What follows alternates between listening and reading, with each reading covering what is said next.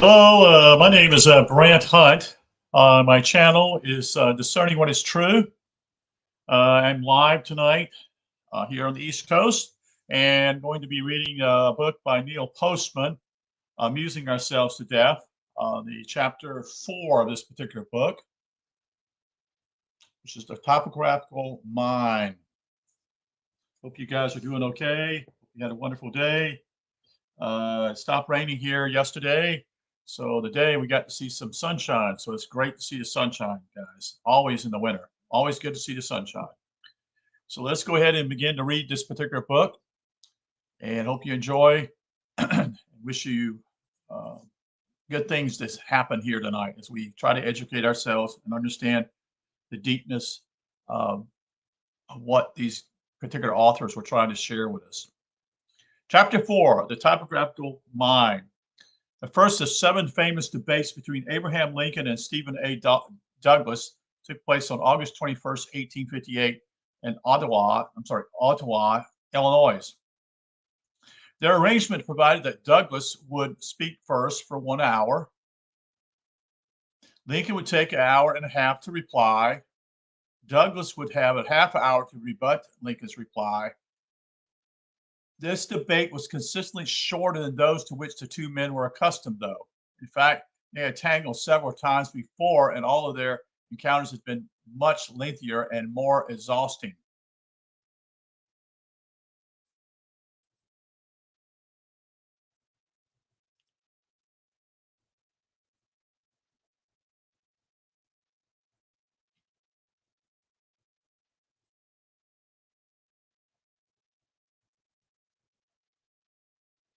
For example, on October 16, 1854, in Peoria, Illinois,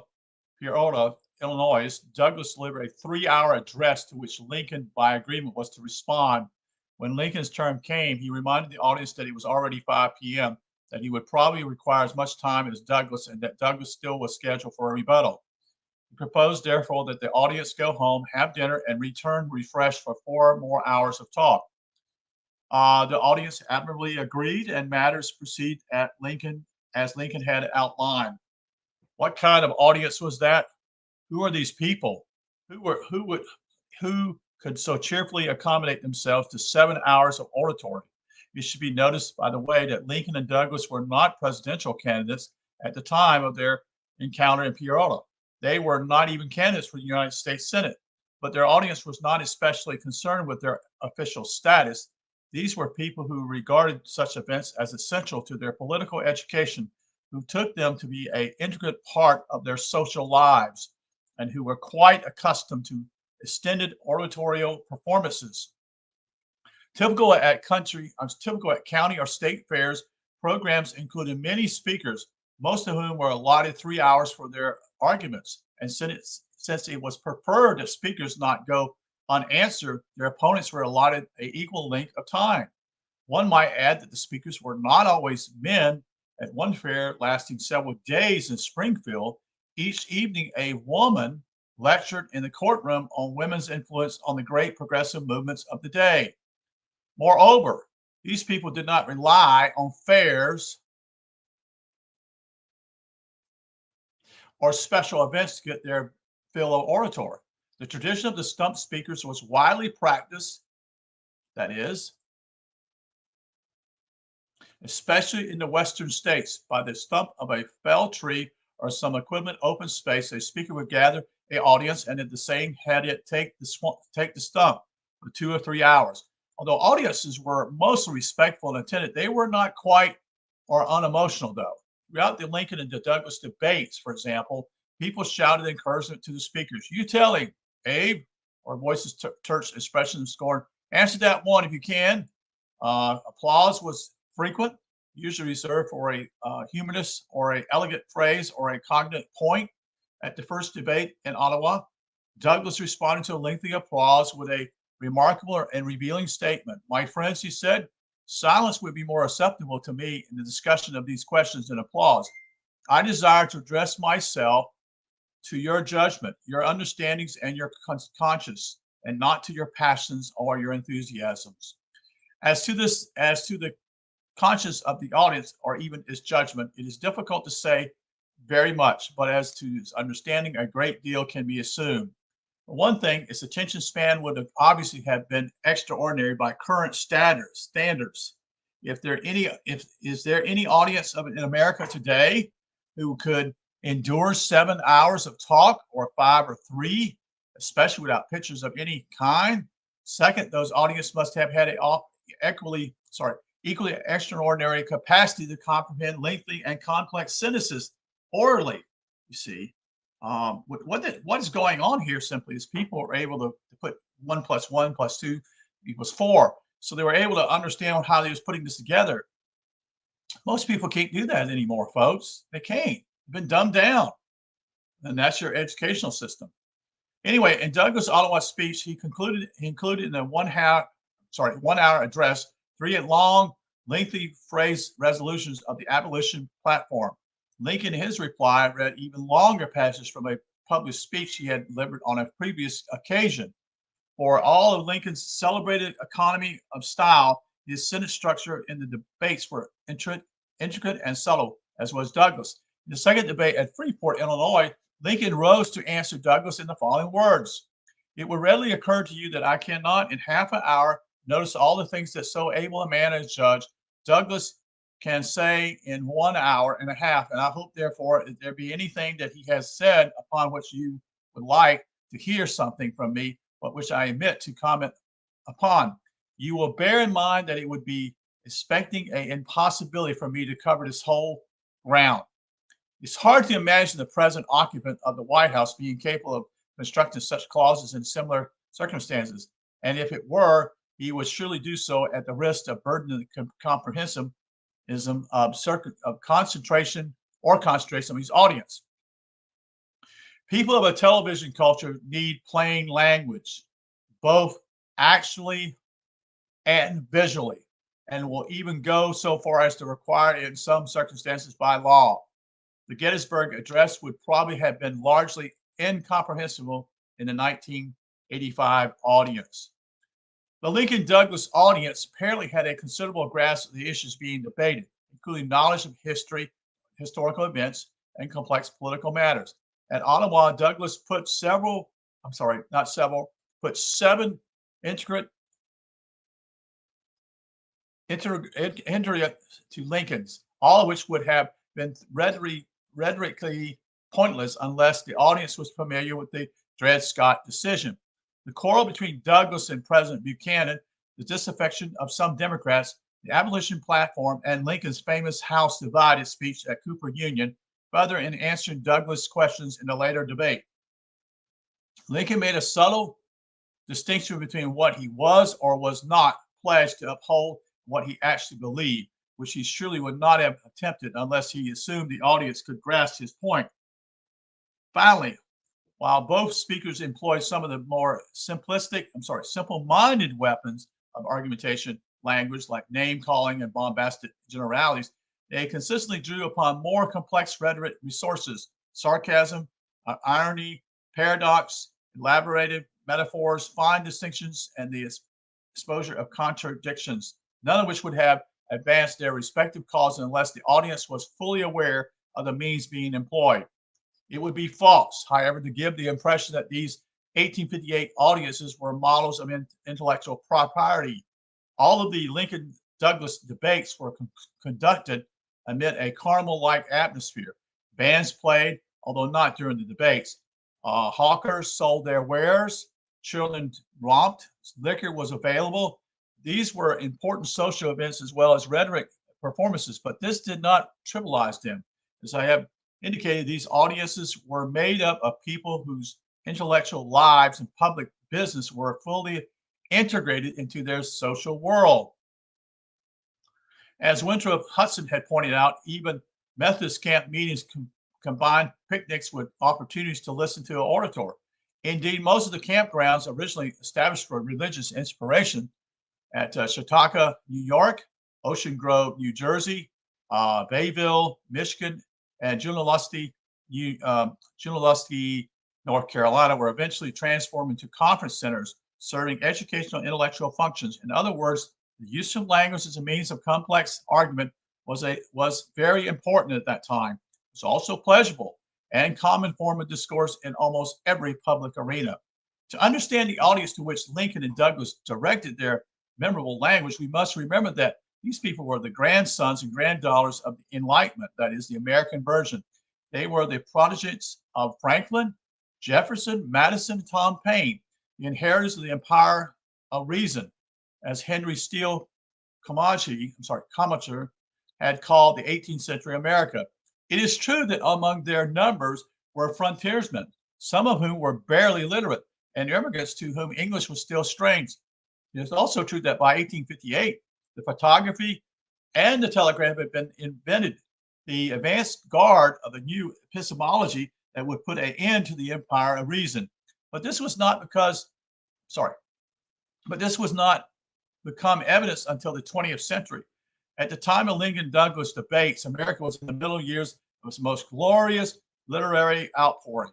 In 1858, Edward Markham was 6 years old.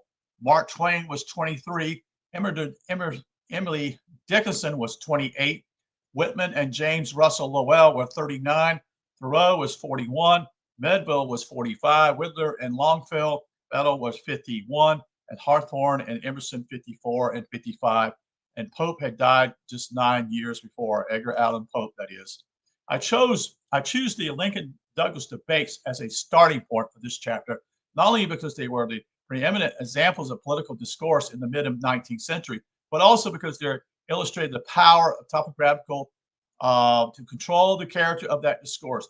Both the speakers and the audience were habitually to a kind of orator that may be described as literate.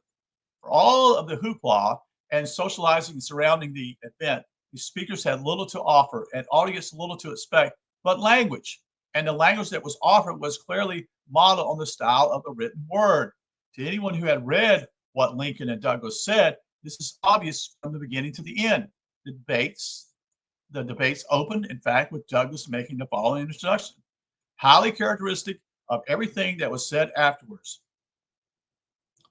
Ladies and gentlemen, I appear before you today for the purpose of discussing the leading political topics which now agitate the public mind.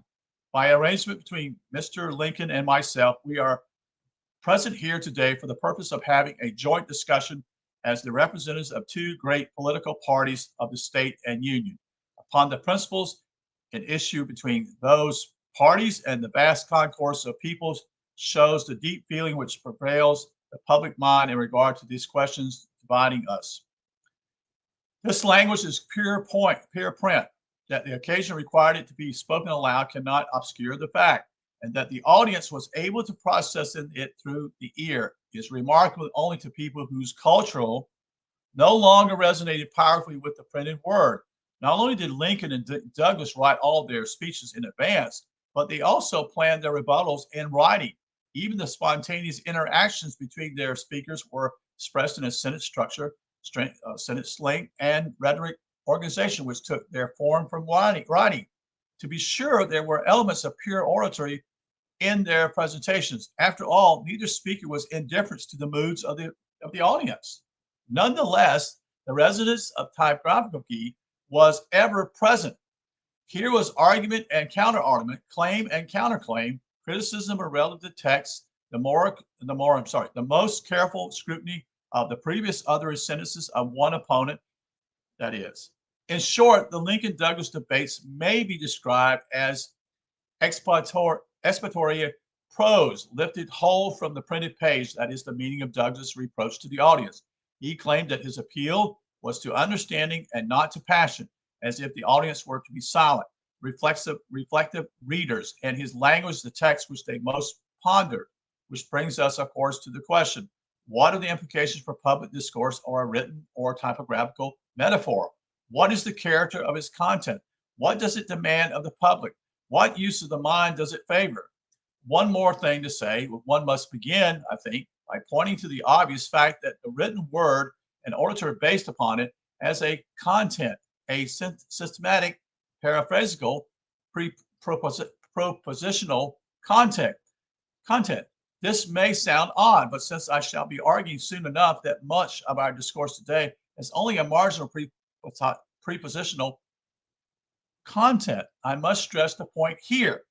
Whenever language is the principal medium of communication, especially language controlled by the rigids of print, an idea, a fact, a claim is inevitable result. The idea may be banal, the first, that is, the fact irrelevant, the claim false, but there is no escape from meaning when language is the instrument guiding one thought. Though one may accomplish it from time to time, it is very hard to say nothing when employing a written English sentence. What else is expository good for? Words have very little to recommend them except as carriers of meanings. The shape of written words are not especially interesting to look at. Even the sounds of sentences of spoken words are rarely engaging except when composed by those with extraordinary poetic gifts. If a sentence refuses to issue forth a fact, a request, a question, and that is a assertion and an explanation, it is nonsense, a mere grammatic shell. As a consequence, a language-centered discourse such as was characteristic of 18th and 19th century America tends to be both content-laden and serious, all the more so when it takes its form from print. It is serious because meaning demands to be understood. A written sentence calls upon its author to say something, upon its reader to know the import of what is said. And when an author and reader are struggling with systematic meaning, they are engaged in the most serious challenge to the intellect. This is especially the case with the act of reading, for authors are not always trustworthy. They lie, they become confused, they overgeneralize, they abuse logic and sometimes common sense. The reader must come armed in a serious state of intellectual readiness. This is not easy because he comes to the text alone. In reading, one response are isolated, one intellect thrown back on his own resources. To be confronted by the cold abstractions of printed sentences is to look upon language bare, without the assistance of either beauty or community. Thus, reading is by its nature a serious business. It is also, of course, a central rational activity. From Erasmus in the 16th century to Elizabeth Eisenstein in the 20th, almost every scholar who has grappled with the question of what reading does to one's habit of mind has concluded that the process encouraged rationality, that the sequentially propositional character of the written word fosters what Walter O-N-G, calls the analytical management of knowledge. To engage the written word means to follow a line of thought, which requires considerable power of classifying, interfering, making, and reasoning. It means to uncover lies, confusion, and overgeneralization to detect abuses of logic and common sense. It also means to weigh ideas, to compare and contrast assertions, to connect one generalization to another. To accomplish this, one must achieve a certain distance from the words themselves, which is, in fact, encouraged by the isolated and impersonal text. That is why a good reader does not cheer a apt sentence or pause to applaud even as an inspired paragraph. Analytical thought is too busy for that and too detached. I do not mean to imply that prior to the written word, analytical thought was not possible. I'm referring here not to the potentialities of the individual mind, but to the predispositions of a cultural mindset. In a culture dominated by print, public discourse tends to be characterized by a coherent, orderly arrangement of facts and ideas. The public for whom it is intended is generally competent to manage such discourse. In a print culture, writers make mistakes when they lie, contradict themselves, fail to support their generalization, try to enforce illogical connections. In a print culture, readers make mistakes when they don't notice, or even worse, don't care. In the 18th and 19th centuries, print put forward a definition of intelligence that gave priority to the adjective, rational use of the mind, and at the same time encouraged forms of discourse with serious, logical, ordered content. It is no accident that the age of reason was coexistent with the growth of a print culture, first in Europe and then in America. The spread of typography kindled the hope that the world and its manifold mysteries could at least be comprehended, predicted, and controlled. It is in the 18th century that science, the preeminent example of analytical management of knowledge, begins its refashioning of the world.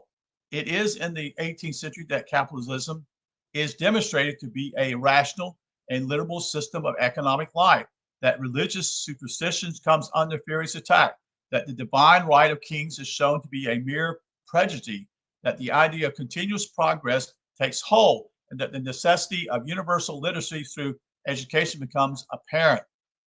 Perhaps the most optimistic expression of everything that tyography implies is contained in the following paragraph from John Stuart Mill's autobiography. So here it is. So complete was my father's reliance on the influence of mankind wherever, that is, literacy is allowed to reach them, that he felt as if all would be gained if the whole population was taught to read. All sorts of opinions were allowed to be addressed to them by word and in writing, and if, by means of the suffrage, they could nominate a legislator to give effect to the opinion they adopted. This was, of course, a hope never quite realized.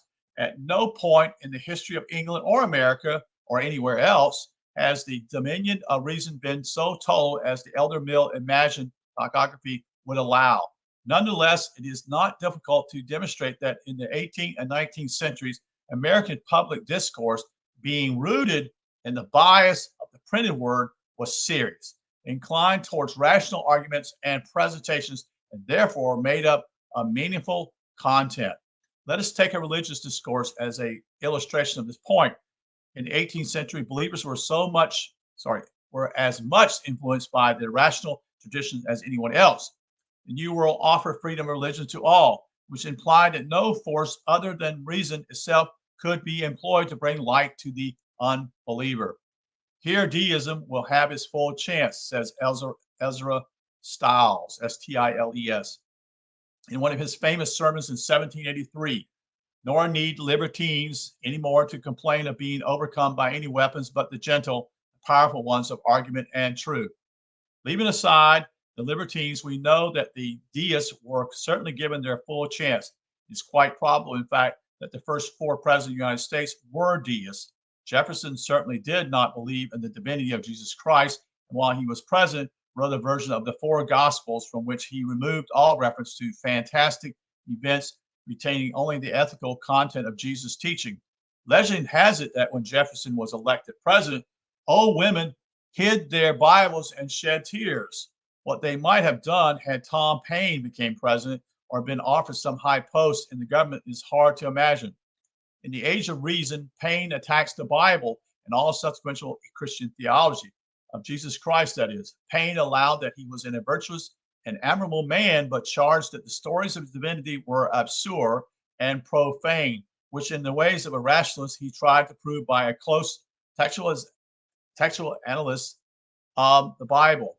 All national institutions of churches, he wrote, whether Jewish, Christian, or Turkish, appear to me no other than human inventions set up to terrify and enslave mankind and monopolize power and profit. Because of the age of reason, Paine lost his standing among the pantheon of founding fathers, and to this day is treated ambiguously in American history textbooks.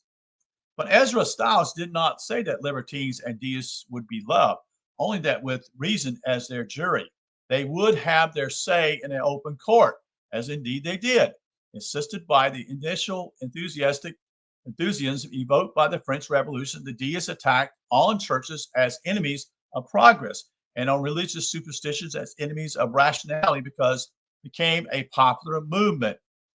The church fought back, of course, and when deism ceased to attract interest, they fought among themselves. Toward the mid-18th century, Theodore Frelinghuysen and William Tent led a revivalist movement among Presbyterians. They were followed by three great figures associated with religious awakening in America. They were Jonathan Edwards, George Whitefield, and later on the 19th century Charles Finney. These men were spectacularly successful preachers whose appeal reached regions of consciousness far beyond where reason ruled. Of Whitefield, it was said that by merely pronouncing the word Mesopotamia, he evoked tears in his audience. Perhaps that is why Henry Coswell remarked in 1839 that religious mania is said to be the prevailing form of insanity in the United States. Yet, it is essential to bear in mind that quarrels over doctrines between the revivalist movements of the 18th and 19th centuries and established churches fiercely opposed to them were argued in pamphlets and books in largely rational, logical, ordered language. It would be a serious mistake to think of Billy Graham or any other television revivalist as a latter day Jonathan Edwards or Charles Finney. Edwards was one of the most brilliant and creative minds ever produced by America. His contributions to the aesthetic theory was almost as important as his contribution to theology. His interests were mostly academic. He spent long hours each day in his study. He did not speak to his audience extemporaneous. He read his sermons, which were tightly knit and closely reasoned exposition of theological doctrine. Audience may have been moved emotionally by Edwards' language, but they were first and foremost required to understand it. Indeed, Edwards' fame was largely a result of a book named Faithful Narrative of the Surprising Work of God in the Conversion of Many Hundred Souls in Northampton. Published in 1737, a later book, A Treatise Concerning Religious Affections, published in 1746, is considered to be among the most remarkable psychological studies ever produced in America. Unlike the principal figures in today, that is the Great Awakening, such people as Oral Roberts, Jerry Falwell, Jimmy Swaggart, you know these guys, etc. Yesterday's leaders of revivalist movements in America were men of learning, faith and reason, and generous expository gifts. Their disputes with the religious establishment were as much about theology and the nature of consciousness as they were about religious inspiration. Finney, for example, was no backcountry rustic, as he was sometimes characterized by his doctrinal opponents. He had been trained as a lawyer, wrote an important book on systematic theology, and ended his career as a professor at and then president of Oberlin College. The doctrinal disputes among religious not only were argued in carefully drawn expositions in the 18th century, but in the 19th century were settled by extraordinary expedients of founding colleges. It is sometimes forgotten that the churches in America laid the foundation of our system of higher education. Harvard, of course, was established early in 1836 for the purpose of providing learned ministries to the Congregational Church. And 65 years later, when Congregationalists quarrel among themselves over doctrine, Yale College was found to correct the lax influence of Harvard, and to this day claims it has the same burden. The strong intellectual strain of the Congregationalists were matched by other denominations, certainly in their passion for starting colleges. The Presbyterian founded, among other schools, the University of Tennessee in 1784. Washington Jefferson was started in 1802. Lafayette in 1826, and the Baptists founded, among others, Colgate in 1817, George Washington, 1821, Furman in 1826, Denison, 1832, and Wake Forest in 1834. The Episcopalians founded Hobart in 1822, Trinity in 1823, and Kenyon, Kenyon, in 1824. The Methodists found 8 colleges between 1830 and 1851, include Wesleyan, Emory, and DePaul.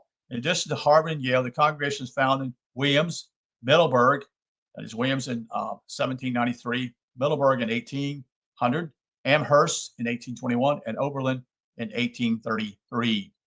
The preoccupation with literacy and learning be a form of insanity, as Coswell said of the religious life in America, then let there be more of it. In the 18th and 19th centuries, religious thought and institutions in America were dominated by austere, learned, and intellectual form of discourse that is largely absent from religion's life today. No clearer example of the difference between earlier and modern forms of public discourse can be found than in the contrast between theologian arguments of Jonathan Edwards and those of, say, Jerry Falwell or Billy Graham or Oral Roberts. The formidable contents of Edwards' theology must inevitably engage the intellect if there is such a content to the theology of the television evangelists. They have not yet made it known. So this whole idea here is talking about simply was even in theology, even in church beliefs and everything, it always dealt with the mind. It was never about what your heart thought, you see. So it's geared to intellect, just like other areas of disciplines such as science and math. The difference between the character of discourse in a printed based culture and a character of discourse in a television based culture are also evidenced in one look at the legal system. In the print based culture, lawyers tend to be well educated, devoted to reason, and capable of impressive expository arguments in a manner frequently overlooked in histories of America, that is, in the 18th and 19th centuries. The legal profession represented a sort of privileged body in the scale of intellect. As Tocqueville remarked, folk heroes were made of some of those were lawyers like Sergeant Prentice of Alabama or honest Abe Lincoln of Illinois, whose craftiness in manipulating juries was highly theoretical, not unlike television versions of a trial lawyer. But the great figures of American jurisdiction or jurisprudence was John Marshall, Joseph Story, James Kent, David Hoffman, William Wirt, W-I-R-T, Daniel Webster, were models of intellectual elegance and devotion to rationality and scholarship. They believed that democracy for all is obvious virtues, posed the danger of releasing undisciplined individualism. Their aspiration was to save civilization in America by creating a rationality for the law. As a consequence of this exalted view, they believed that law must not be merely a learned profession, but a liberal one. The famous law professor John Tyson argued that a lawyer must be familiar with the works of Seneca, Cicero, and Plato. George Chairswood, that is spelled S-H-A-R-S, Wood, perhaps envisioned the greatest state of legal education in the 20th century. He remarked in 1854, that to read law exclusively will damage the mind, shackled to the technicalities with which it has become so familiar, and disable it from taking enlarged and comprehensive views, even of topics falling within its compass. The insistence on a liberal, rational, and articulate legal mind was reinforced by the fact that America had a written constitution, as in all of its component states, and that law did not grow by chance but was explicitly formulated. A lawyer needed to be a writing and reading man par excellence, for reason was the principal authority upon which legal questions were to be decided. John Marshall was, of course, the great paragon of reason, as vivid in his symbol to the American imagination as Nanny, N-A-T-T-Y, Bumppo, B-U-M-P-P-O. He was the preeminent example of typography man, detached, analytical, devoted to logic and abhorring contradictions. It was said of him that he never used analog as a principal support of his arguments. Rather, he induced most of his decisions with the phrase, "It is admitted." Once one admits his premise, one was usually forced to accept his conclusion.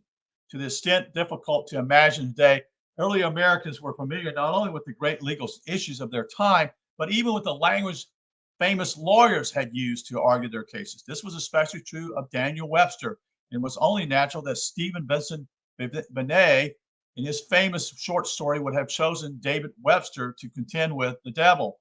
How could the devil triumph over a man whose language described by Supreme Court Justice Joseph Story had the following characteristics? His clearness and downright simplicity of statement, his vast comprehensive of topics, his fertility in illustrations drawn from practical sources, his keen analysis and suggestion of difficulties, his power of disentangling a complicated proposition and resolving it in elements so plain as to reach the most common mind, his vigor and generalization, planning his own arguments behind the whole variety of his opponents, his wariness and caution not to betray himself by heat into untenable positions or to spread his forces over useless ground. I quote this in full because it is the best 19th century description I know of the character discourse, especially of one whose mind is formed by the printed word. It is exactly the idea and model James Mill had in mind in prophesying about the wonders of typography. And if the model was somewhat unreachable, it stood nonetheless as an ideal to which every lawyer aspired. Such an idea went far beyond the legal perfection of ministry influence.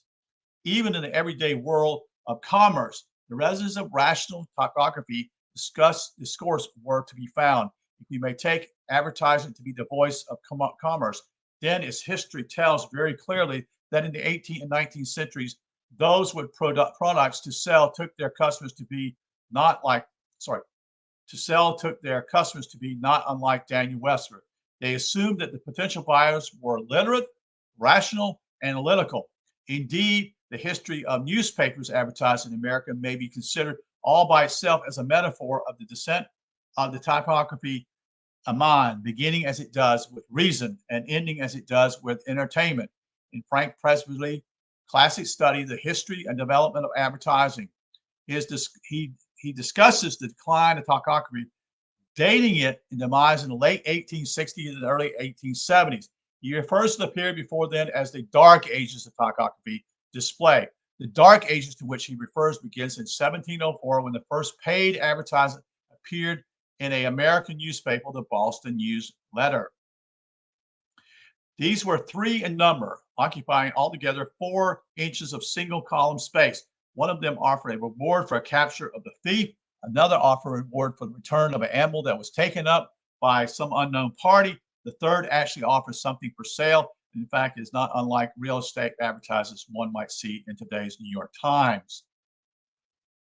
In Oyster Bay on Long Island in the province of New York, there is a very good fulling mill to be led or sold, as also the plantation, having on its large new brick house and another good house by it for a kitchen and workhouse, with a barn, a stable, etc., a young orchard, and 20 acres of clear land.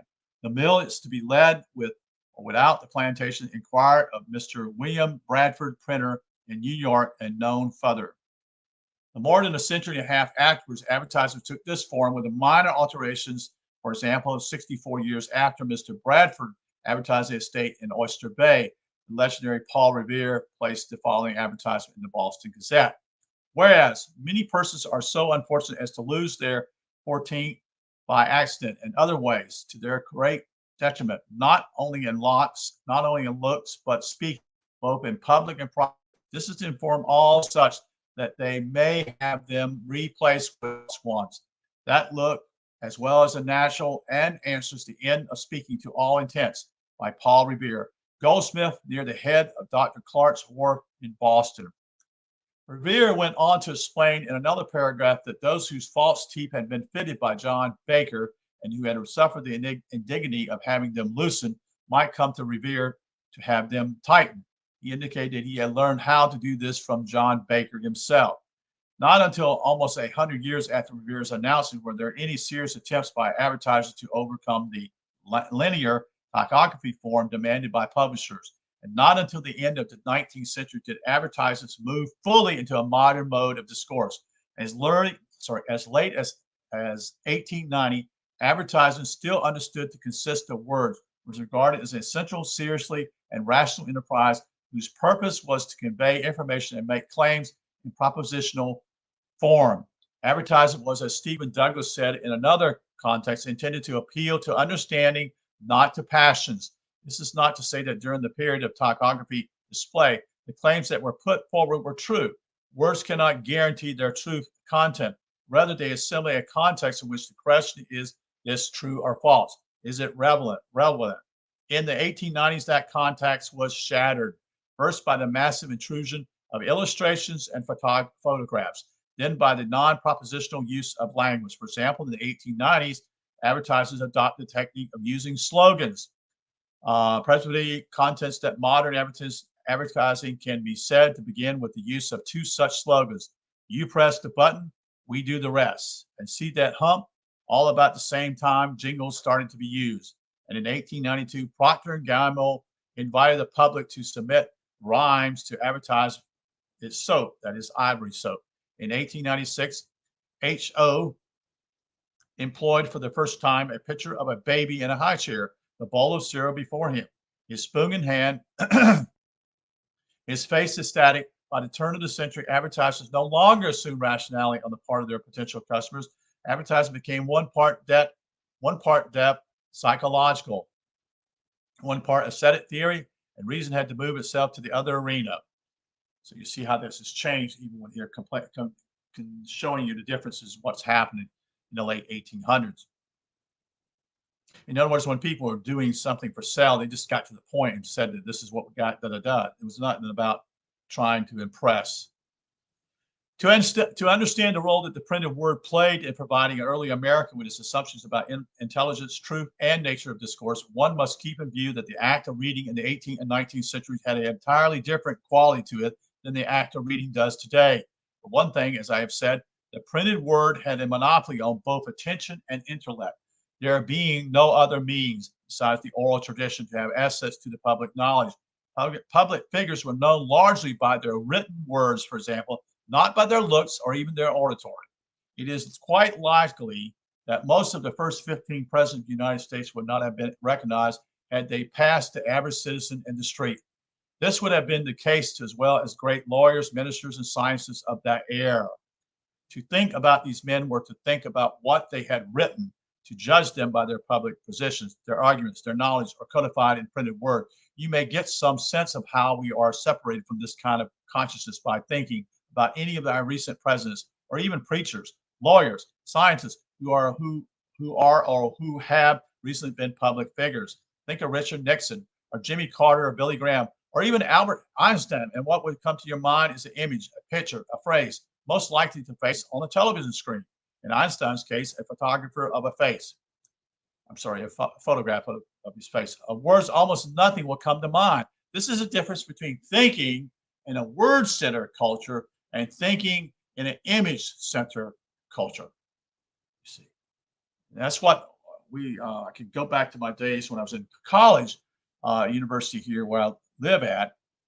I had a class that basically dealt with the television, with politics in the television age, and how it all dramatically changed because it became more of a show, you see, instead of what we call rhetoric and speaking things, you see, and giving illustrations of what they believe. It was also the way the hair looked and all this stuff, and the coat and the tie and everything, as though it was so important. And then it became what we call a slogan. That's what it became. Like, for example, I like Ike. That was, that's just kind of, it was a very simple thing that was done under Eisenhower running for president. Made no sense, because it's not, it's down to what I call stupidity in some ways. I like Ike. Well, I like him too. What does that mean? Doesn't mean anything, you see. But it was a summation of what he believed in or taught. But the problem simply is you see how they've already gone and made it watered down. Let's continue. It is also the difference between living in a culture that provides little opportunity for leisure and one that provides much. The farm boy following the plow with a book in hand, the mother reading aloud to her family on a Sunday afternoon, the merchant reading announcements of the latest clipper arrival. There were different kinds of readers from those of today. It would have been little casual reading that time, for there was not a great deal of time for that, you see. Reading would have had a sacred element in it, or if not, that would have at least occurred at a daily or weekly ritual invested with special meaning.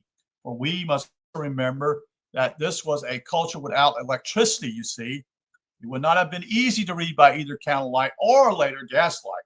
Doubtless, much reading was done between dawn and the start of the day business. What reading would have been done was done seriously, intensely, and with steadfast purpose. The modern idea of testing a reader's comprehension as distinct from something else as a reader may be doing would have seemed absurd in the 1790s or 1830s or even 1860. What else was reading? What else was reading but comprehending, understanding what they're saying? As far as we know, there did not exist such a thing as a reading problem, except, of course, for those who could not attend school. To attend school meant to learn to read. But without that capacity, one could not participate in the cultural conversations. But most people could read and did participate. To these people, reading was both their connection to and their model of the world. You see, it didn't have anything to do with self-image. It didn't have anything to do with what we call your who you thought you were. It had everything to do with simply as your intellect and actually understanding and be more intense, you see, and understanding what's being said in a book. The printed paper, this is what's so important for the day, as I say, as we continue to be so more modernized with the computer. I've noticed something in the last 30 years of my life that really is shaking my ground is that most of the students in the 1990s, that is the kids, started taking these computers home. And that's when it all changed, folks, because what's happened is simply is it's downgraded the children immensely because they're not tested on vocabulary. They're not tested on how to speak at all. They don't know how to speak. In fact, they don't know how to communicate.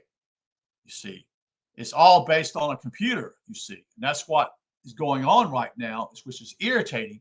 Is that you walk into a business and most people they don't even greet you. They don't even know how to communicate, and you're frustrated because simply you're looking for a product and they don't really understand that. They've been dumbed down tremendously. But they can show you all this stuff on what a computer does. But what if you don't have a computer, folks? You see, that's what this is. The computer is based upon a couple things here. It has to have electricity, and you have to have a computer. So you have to buy one. You see, well, that doesn't have. You don't have to do that when you're actually communicating with one on a person day by day. You don't need a stinking computer. You see, so it's a tool, but it's no longer a tool. It's just it's a given, and people just don't understand. They've been brainwashed basically, and they don't know how to communicate. The printed page revealed the world, line by line, page by page, to be a serious, coherent place, capable of management by reason and of improvement by logic and relevant criticism. Almost everyone or anyone lives in the 18th and 19th centuries, then one finds the resonance of the primitive word, and in particular its intricate relationship to all forms of public expression. It may be true that Charles Beard wrote that primary motivation of the writers of the United States Constitution was the protection of the economic interest. But it is also true that they assumed that participate in public life required the capacity to negotiate the printed word. To them, mature citizens were not conceivable without sophisticated literacy, which is why the voting age in most states was set at 21, and why Jefferson saw in universal education as America's best hope. And that is also why, as Alan Nevins and Henry Steele Cummings had pointed out, that voting restrictions against those who own no property was frequently overlooked, but not one ability to read. Yeah, I remember we talked about this long ago. That in order to vote in South Carolina, you had to own land at a very young age. I mean, in a very young time in the state was. Let's continue. It may be true, as Frederick Jackson Turner wrote, that the spirit that fixed the American mind was the fact of an ever expanding frontier. But it's also true, as Paul Anderson has written, that it is no mere figure of speech to say that farm boys follow the plow with a book in hand, be it Shakespeare, Emerson, or Thoreau, for it was not only a frontier mentality that led Kansas to be the first state to permit women to vote in school elections, or Wyoming the first state to grant complete equality in the franchise. Women were probably more adept readers than men, and even in the frontier states, the principal means of public discourse issued from the printed word. Those who could read had inevitably to become part of the conversation. It may also be true, as Perry Miller had suggested, that the religious fervor of Americans provided much of their energy, or as early historians told it, that America was created by an idea whose time had come. I quarrel with none of these explanations. I merely observed that the America they tried to explain was dominated by a public discourse, which took its form from the products of the printed press. For 2 centuries, Americans declared its intentions, expressed its ideology, designed its laws, sold its products, created its literature, and addressed its deities with black squigglies on white paper. It did its talking, typography, and with that as the main feature of its symbolic environment, rose to the promise in world civilization. The name I give to the period of time during which the American mind submitted itself to the sovereignty of the printed press is the age of exposition. Exposition is a mode of thought, a method of learning, and a means of expression. Almost all the characteristics we associate with mature discourse were amplified by typography, which has the strongest possible bias towards exposition, a sophisticated ability to think conceptually, deductively, and sequentially a high valuation of reason and order, abhorrence of contradiction, a large capacity for detachment and objectivity, and a tolerance for delayed response. Towards the end of the 19th century, for reasons I am most anxious to explain, the age of exposition began to pass, and the early signs of replacement could be discerned. Its replacement was the age of show business. So that'll be the end of chapter 4 here today. We'll conclude another time, number chapter 5, which is the peekaboo world, which is what we become show business, motion pictures. So I appreciate you being here. Thank you for following me along. I hope that this will help you to understand why we're in so much trouble in this country, because most people they're not educated. They can't think for themselves. Everything is now explained to them in one way or the other. And so they can't think on their own. That's where we're at. And unless something supernaturally happens, but it's important that you actually, I would say simply, there's a couple things I say, in education for either look at a classical mode, a classical way of looking at education, or look into what I call unschooling. The unschooling part simply is the child pursues what he has interest in. The classical gives you an overall view of everything, so to speak, still what I would call what we would say here. But anyway, that's just my perspective. So I wish you a good evening. Thank you for listening. You have a great day.